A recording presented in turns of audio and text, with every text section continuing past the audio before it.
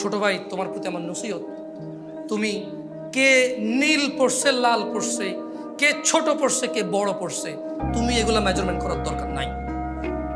তুমি নিচে নজর রাখো, হাঁটো।